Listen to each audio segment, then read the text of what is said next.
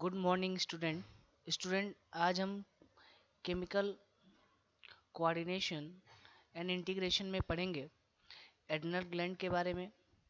Next उसके बाद हम पढ़ेंगे पेंक्रियाज के बारे में। गोनेट्स से जो हार्मोन्स रिलीज होते हैं in the sense testis and ovaries से जो हार्मोन्स रिलीज होते हैं उनके बारे में पढ़ेंगे। लास्ट में हम पढ़ेंगे placenta as a temporary endocrine gland, वो भी कुछ बहुत सारे हार्मोन्स को रिलीज करता है, उसके बारे में पढ़ेंगे। ठीक है, तो चलिए स्टार्ट करते हैं। सबसे पहले हम बात करते हैं एड्रिनल ग्लैंड के बारे में कि एड्रिनल ग्लैंड क्या होता है, कहाँ प्रेजेंट होता है और इसका सिक्रीशन क्या होता है। चलिए अगर हम एड्रिनल ग्लैंड की बात करें तो एड्रिनल ग्लैंड में क्या होते हैं, दो पार्ट प्रेजेंट होते हैं। ठीक है, कौन कौन से दो पार्ट होते हैं। फर्स्ट क्या होता है आपका एड्रिनल कॉर्टेक्स, जो क्या होता है आउटर पार्ट होता है। सेकंड क्या होता है एड्रिनल मेडुला, जो क्या होता है इनर पार्ट होता है। तो देखो ये डायग्राम है, एक है आपका एड्रिनल कॉर्टेक्स का पार्ट है, ठीक है, और एक है आपका एड्रिनल मेडुला का पार्ट है। तो मेडुला वाला कौन सा पार्ट होगा, इनर होगा, और एक क्या होगा आपका आउटर पार्ट होगा। ठीक है, अब देखो किडनी है, किडनी के ऊपर क्या प्रेजेंट होगा आपका एड्रिनल ग्लैंड क्या होता है प्रेजेंट होगा।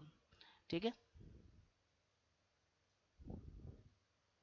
चलिए सबसे पहले हम बात करेंगे एड्रिनल कॉर्टेक्स के बारे में। ठीक है, तो अगर हम एड्रिनल कॉर्टेक्स की बात करें तो एड्रिनल कॉर्टेक्स में कितने लेयर प्रेजेंट होते हैं, 3 लेयर प्रेजेंट होते हैं। मोस्ट इंपॉर्टेंट आपके नीट के एग्जाम में इससे क्वेश्चन आया हुआ है।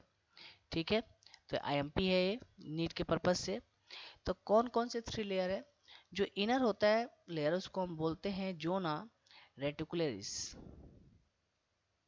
जो मिडिल रीजन होता है या लेयर होता है उसको हम क्या बोलते हैं जोना फेसिकुलेटा। और जो सबसे बाहर होता है आउटर होता है लेयर उसको हम क्या बोलते हैं जोना ग्लोमेरुलसा। ठीक है, तो देखो एनल कॉर्टेक्स है जिसके 3 लेयर है। बात करें तो सबसे जो इनर है उसको हम क्या बोलेंगे जोना रेटिकुलरिस। जो मिडिल है उसको हम क्या बोलेंगे जोना फेसिकुलेटा। और सबसे बाहर जो है उसको हम क्या बोलेंगे जोना ग्लोमेरुलेसा। और ये दूसरा डायग्राम भी है, आप माइक्रोस्कोपिक सेक्शन में भी देख सकते हैं। ठीक है, तो ये क्या है जोना ग्लोमेरुलोसा है, जोना फेसिकुलेटा है, और एक है आपका रेटिकुलरिस है। इसके बाद कौन सा रीजन स्टार्ट होगा, मेडुला वाला रीजन स्टार्ट होगा। चलिए नेक्स्ट बात करें प्रोड्यूस क्या करते हैं।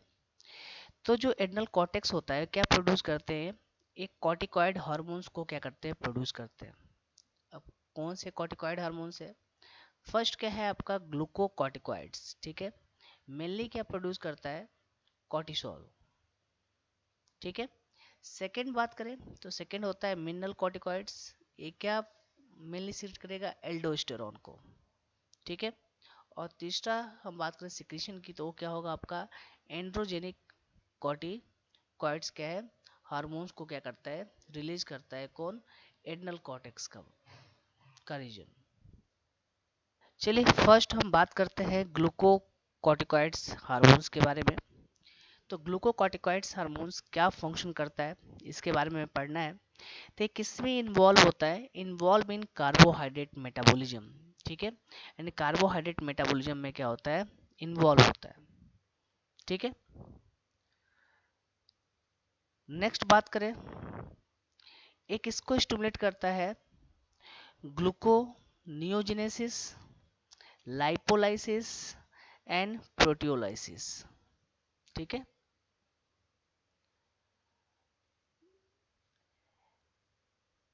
नेक्स्ट वन बात करें किसको इनहिबिट करेगा, inhibit cellular uptake and utilisation of amino acid. ठीक है, एक क्या करता है सेलुलर अपटेक को क्या करता है इनहिबिट करता है, और अमाइनो एसिड का क्या करता है यूटिलाइजेशन करने में हेल्प करता है। हमारी बॉडी क्या करती है अमाइनो एसिड का यूटिलाइजेशन करती है। नेक्स्ट फंक्शन की बात करें तो और क्या फंक्शन करेगा, ये मेंटेन करता है कार्डियोवैस्कुलर सिस्टम को। ठीक है, जो कार्डियोवैस्कुलर सिस्टम है उसको क्या करता है मेंटेन करता है, एंड किडनी फंक्शन और किडनी के फंक्शन हो प्रॉपर फंक्शन करने में भी क्या करता है हेल्प करता है। ठीक है, नेक्स्ट बात करें, जो कॉर्टिसोल है वो किसको स्टिमुलेट करता है? आरबीसी प्रोडक्शन को। ठीक है, और क्या काम करते हैं, क्या प्रोड्यूस करता है? एंटी इन्फ्लामेटरी रिएक्शन को क्या करता है? प्रोड्यूस करता है। और किसको सप्रेस करता है? इम्यून रिस्पॉन्स को क्या करता है? सप्रेस करता है। ठीक है, तो ये थे आपके ग्लूकोकॉर्टिकॉइड्स। ठीक है, तो क्या क्या बताया? ये किस में इन्वॉल्व होगा? Carbohydrate metabolism in the sense, जैसे आपने बोला ग्लूकोनियोजेनेसिस की अगर हम बात करें। ठीक है, लाइपोलाइसिस मतलब लिपिड की टूटने की बात करें, प्रोटियोलाइसिस मतलब प्रोटीन की टूटने की बात करें, तो इसको स्टिमुलेट करेगा। इनहिबिट करता है cellular uptake and amino acid की यूटिलाइजेशन में हेल्प करता है। कार्डियोवैस्कुलर सिस्टम को क्या करता है? मेंटेन रखता है। ठीक है, और किडनी की प्रॉपर फंक्शन करे उसमें हेल्प करता है। जो कॉर्टिसोल की स्टिमुलेट करता है आपके आरबीसी प्रोडक्शन को, क्या प्रोड्यूस करता है? एंटी इन्फ्लामेटरी रिएक्शन को क्या करता है? प्रोड्यूस करता है। और इम्यून रिस्पॉन्स को क्या करता है? ये सप्रेस करता है। चलिए सेकेंड बात करते हैं मिनरल कॉर्टिकॉइड्स के बारे में।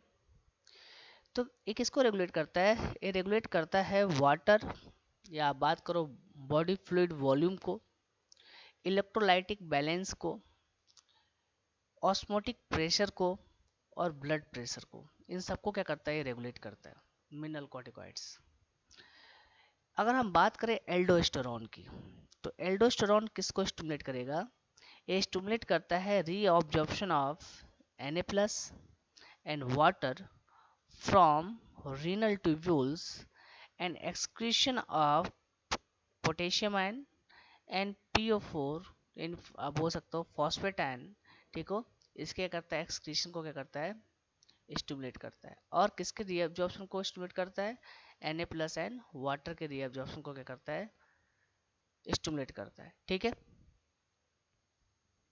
चलिए नेक्स्ट थर्ड हम बात करें एंड्रोजेनिक जो कॉर्टिकॉइड्स है, इस किसके लिए इनका फंक्शन क्या है, किसके लिए होते हैं? For growth of axial hairs, pubic hairs, ठीक है, and facial hair during puberty. ठीक है, जब पुबर्टी एज आती है उस ड्यूरेशन में जो एक्जियल हेयर है, ठीक है, प्यूबिक हेयर्स है, और जो फेशियल हेयर की आप बात करो, जैसे अंडर आर्म्स हैं, प्यूबिक हेयर्स है, और जो फेशियल हेयर है, ड्यूरिंग जब हम पुबर्टी एज की बात करते हैं उस ड्यूरेशन में जो उनका ग्रोथ होता है वो किसके बेसिस पे होता है? एंड्रोजेनिक कॉर्टिकॉइड्स के बेसिस पे होता है। चलो, अगर डिफिशियंसी हो जाए कॉर्टिकॉइड्स हार्मोन्स की, ठीक है, अगर इनकी डिफिशियंसी हो जाए किसकी? कॉर्टिकॉइड्स हार्मोन्स की, तो क्या होता है हमारे बॉडी में? ये किसको अफेक्ट करता है? पहले चीज तो आपको पता है कार्बोहाइड्रेट मेटाबॉलिज्म को भी रेगुलेट कर रहा था, तो कार्बोहाइड्रेट मेटाबॉलिज्म क्या होती है? अफेक्ट होती है। ठीक है, और इसके बेसिस पे होता क्या है? Acute weakness and fatigue. इस कंडीशन को हम क्या बोलते हैं? एडिशन डिजीज बोलते हैं। ठीक है, और आपके ये जो क्वेश्चन है एडिशन डिजीज, ठीक है, किसके बेसिस पे होता है? तो किसके बेसिस पे होता है? Deficiency of corticoids hormones. और आपके नीट के लिए क्या है? आपके आईएमपी क्वेश्चन है। ठीक है, और आपके एग्जाम में पूछा भी गया है एडिशन डिजीज के बारे में। ठीक है, तो ये कॉर्टिकॉइड्स हार्मोन्स कौन रिलीज करेगा? Adrenal cortex. देखो ये एडिशन डिजीज के पेशेंट हैं। चलो सेकेंड बात करेंगे हम एड्रिनल मेडुला के बारे में। तो अगर एड्रिनल मेडुला की बात करें तो क्या प्रोड्यूस करेगा ये? कैथिकोलामाइन हार्मोन्स। ठीक है, कौन कौन से हैं? सच एज बात करो आप एड्रिलिन, या दूसरे टर्म में हम बहुत बात करें एपिनेफ्रिन। ठीक है, एंड दूसरा क्या है आपका? नॉन एड्रिलिन, जिसका दूसरा नाम क्या है आपका? Non epinephrine. ठीक है, अभी जो हार्मोन्स है कैटेकोलामाइन, जिसको आपने बोला एड्रेलिन, नॉन एड्रेलिन, ठीक है, ये क्या होते हैं? रैपिडली क्या होते हैं? बहुत फास्ट क्या होते हैं? सिक्रीट होते हैं। ठीक है, और कब? जैसे आप बोलते हो स्ट्रेस इमरजेंसी जो सिचुएशन होती है उस ड्यूरेशन में क्या होते हैं? काफ़ी फास्ट क्या होते हैं? सिक्रीट होंगे, और बहुत क्विक रिस्पॉन्स देते हैं। ठीक है, इसलिए इनको हम क्या बोलते हैं? इमरजेंसी हार्मोन्स भी बोलते हैं। ठीक है, या आप बात करो दूसरे टर्म में इसको हम क्या बोलते हैं? हार्मोन्स ऑफ फाइट और फ्लाइट। ठीक है, तो आपके एग्जाम में क्वेश्चन में पूछा जाता है किस हार्मोन्स को हम क्या बोलते हैं? फाइट और फ्लाइट। तो कौन सा हार्मोन है आपका? कैटेकोलामाइंस हार्मोन्स, उसमें कौन कौन से हैं आपके, एड्रेलिन और नॉन एड्रेलिन। इमरजेंसी हार्मोन से भी आ सकता है आपके एग्जाम में क्वेश्चन, तो आप थोड़ा ध्यान रखेंगे। चलिए बात करते हैं हार्मोन्स जो रिलीज होते हैं। अभी आपने पढ़ा एड्रेलिन, नॉन एड्रेलिन, ये जो हार्मोन्स क्या इंक्रीज करते हैं, ठीक है, अलर्टनेस, ठीक है, जो पिपुलरी है उसके डायलेशन की, जो पिपिल का डायलेशन की बात करते हैं या डायलेट होता है। बोला है पीलो इरेक्शन मतलब राइजिंग ऑफ हेयर्स, हेयर का क्या करना, खड़ा होना। नेक्स्ट बात करें sweating, heart beat, heart contraction and respiratory rate, इन सबको क्या करते हैं, हार्मोन्स इंक्रीज करते हैं। चलिए नेक्स्ट बात करें, ये जो हार्मोन्स हैं ये स्टिमुलेट किसको करते हैं, break down of glycogen to increase glucose in blood, जिसके बेसिस पे क्या होता है, ब्लड में ग्लूकोज लेवल क्या होता है, इंक्रीज होता है। और और किसको स्टिमुलेट कर देंगे, और स्टिमुलेट किसको करते हैं, break down of lipid and protein, and lipid and protein के ब्रेक डाउन को क्या करते हैं, स्टिमुलेट करते हैं। तो एक तो आपने बोला कि ये हार्मोन्स क्या इंक्रीज करता है, अलर्टनेस, जो पिपुलरी डायलेशन होता है, पीलो इरेक्शन की बात करें, sweating, heart beat, heart contraction, respiratory rate को तो ये करते हैं इंक्रीज। साथ साथ क्या किसको स्टिमुलेट करते हैं, ग्लाइकोजन के ब्रेकडाउन को, जिसके बेसिस पे ब्लड में ग्लूकोज लेवल क्या होता है, इंक्रीज होता है। और किसको स्टिमुलेट करते हैं, breakdown of lipid and protein को। चलिए नेक्स्ट जो है हम एंडोक्राइन ग्लैंड पढ़ेंगे वो क्या है आपका, पैंक्रियाज। किसके बारे में पढ़ेंगे हम, पैंक्रियाज के बारे में, ठीक है। ऑलरेडी आपको पैंक्रियाज पढ़ाया जा चुका है, जब आपने डाइजेस्टिव सिस्टम पढ़ा था तो वहाँ पैंक्रियाज के बारे में ऑलरेडी स्ट्रक्चर वेर हम इसके बारे में पढ़े हैं, ठीक है। तो आपने पढ़ा था पैंक्रियाज क्या होता है आपका, हेट्रोक्राइन ग्लैंड में आता है या मिक्स ग्लैंड में आता है, मतलब ये इसमें एक्सोक्राइन पार्ट भी होता है और एंडोक्राइन पार्ट भी होता है, ठीक है। तो क्या बात करेगा हम पैंक्रियाज की, तो पैंक्रियाज को हम कंबाइंड फॉर्म में क्या बोल सकते हैं, हेट्रोक्राइन ग्लैंड है। अभी मैंने बताया हेट्रोक्राइन ग्लैंड की बात करो या मिक्स ग्लैंड की बात करो, ठीक है। मिक्स ग्लैंड का मतलब भी यही होगा। मतलब क्या हुआ, ये एक्सोक्राइन ग्लैंड के जैसे भी काम करता है और एंडोक्राइन ग्लैंड के जैसे भी क्या करता है, वर्क करता है, ठीक। नेक्स्ट बात करें, इसमें जो आइसोलेट्स ऑफ लैंगरहैंस सेल है वो क्या होता है, पेंक्रियाज में एंडोक्राइन पार्ट होता है, ठीक है। जो आइसोलेट्स ऑफ लैंगरहैंस सेल की आप बात करो, ठीक है, तो आइसोलेट्स ऑफ जो लैंगरहैंस हैं पेंक्रियाज में, ये वाली पार्ट, ठीक है। तो एक क्या होता है, एंडोक्राइन क्या होता है, पार्ट होता है। चलिए नेक्स्ट बात करें,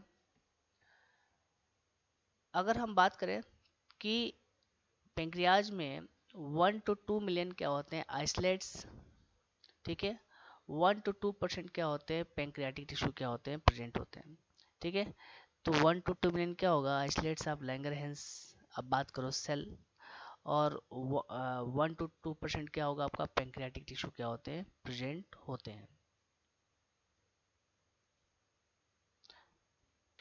चलिए अगर हम यहाँ बात करें पेंक्रियाज में, तो यहाँ पे क्या होता है, 1 to 2 मिलियन क्या होते हैं isolates of Langerhans cells present होते हैं, जो 1 to 2% पार्ट फॉर्म करता है पेंक्रियाटिक टिश्यू का।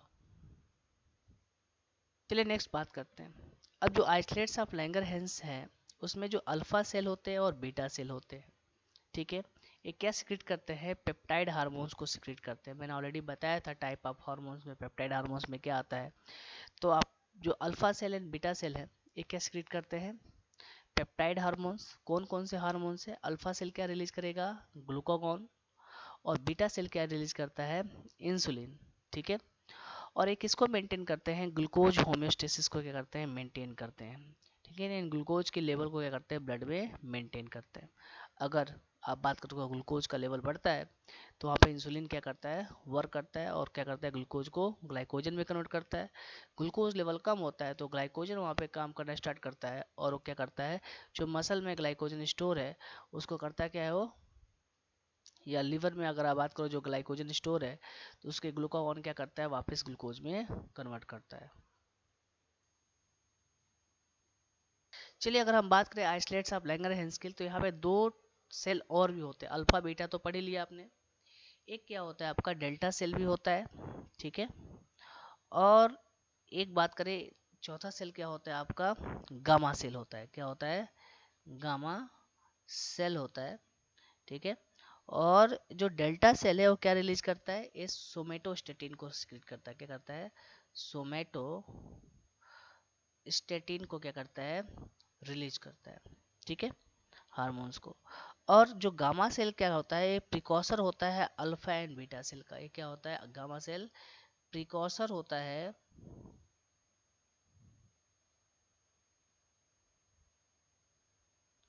Alpha alpha and beta cell का, ठीक है।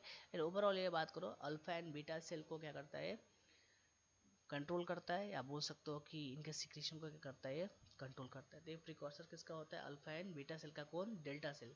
तो ओवरऑल बात करें आइसोलेट्स ऑफ लैंगरहैंस में कितने सेल हो गए, मेन तो दो आपने पढ़ा, अल्फा एंड बीटा, बाकी दो और होते हैं डेल्टा एंड गामा सेल। चलिए नेक्स्ट बात करते हैं ग्लूकागॉन के फंक्शन के बारे में। ग्लूकागॉन को हम क्या बोलते हैं, हाइपर ग्लाइसेमिक फैक्टर भी बोलते हैं। अब इसका फंक्शन क्या होता है ग्लूकागॉन का, ये कैसा काम करता है, हिपेटोसाइट्स कहाँ काम करेगा, हिपेटोसाइट्स के ऊपर क्या करता है, वर्क करता है।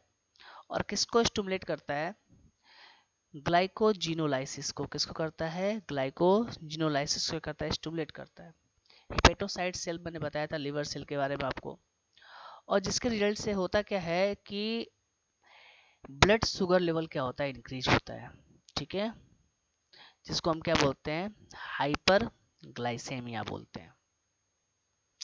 दूसरी बात करें, किसको स्टिमुलेट करेगा, ग्लूकोनियोजेनेसिस को भी स्टिमुलेट करता है। किसको करेगा, ग्लूकोनियोजेनेसिस को भी क्या करता है, स्टिमुलेट करता है।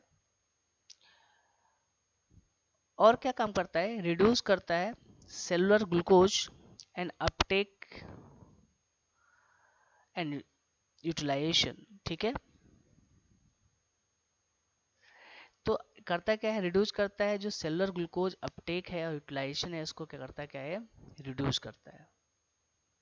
तो क्या फंक्शन है ग्लूकागॉन का, ये वर्क कहाँ करेगा, हेपेटोसाइट पे, स्टिमुलेट किसको करेगा, ग्लाइकोजिनोलाइसिस को, जिसके रिजल्ट से ब्लड शुगर लेवल क्या होता है, इंक्रीज होता है, जिसको हम क्या बोलते हैं, हाइपरग्लाइसीमिया बोलते हैं। नेक्स्ट क्या स्टिमुलेट करता है, ग्लूकोनियोजेनेसिस को क्या करता है, स्टिमुलेट करता है। और रिड्यूस क्या करता है, cellular glucose uptake and utilisation को, ठीक है। तो ये जो ग्लूकागॉन है किसने रिलीज किया, अल्फा सेल किस पे काम करेगा, लिवर के हेपेटोसाइट सेल पे।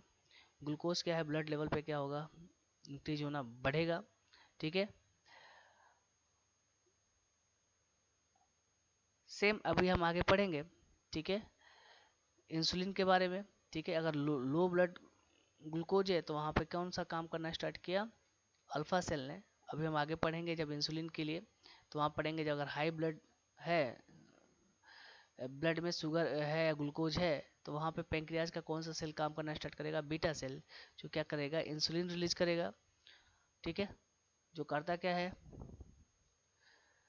ब्लड ग्लूकोज को किस में चेंज करेगा, वो ग्लाइकोजन में, और वापस वो किस में जाके स्टोर होता है,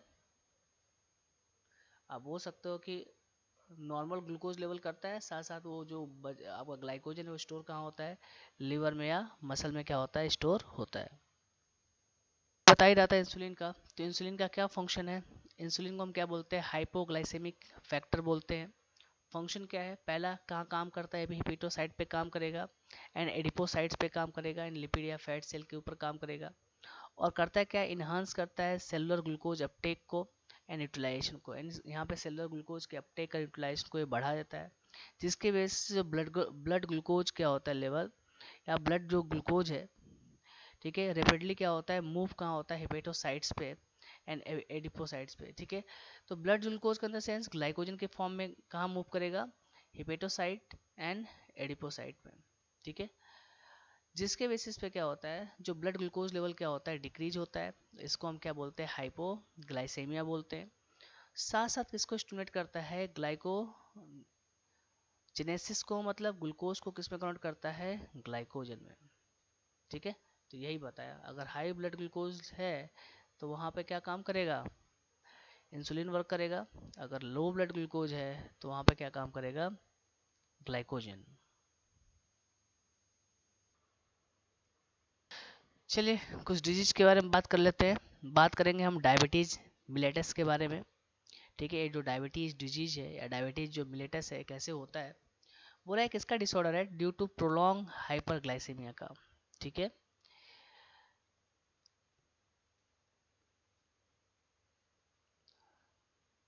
सिम्टम्स क्या होते हैं, loss of glucose through urine and formation of harmful compound like ketone bodies.